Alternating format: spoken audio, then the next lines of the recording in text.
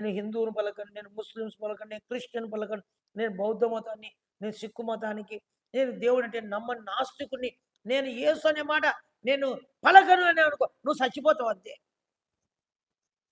యేసు అనే మాట నేను పలకనంటే నువ్వు చచ్చావు.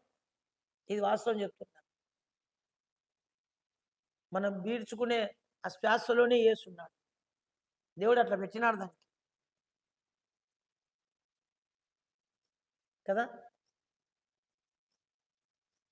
ఇట్లా గాలి వీసుకుంటే ఏ, వదిలితే సు.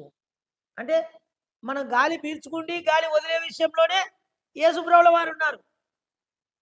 నేను యేసుని పిలిచను, నాకు యేసుకు దూరం అంటే, నీవు ఆ యేసు లేకపోతే నువ్వు మరుక్షణమే నువ్వు చచ్చావు.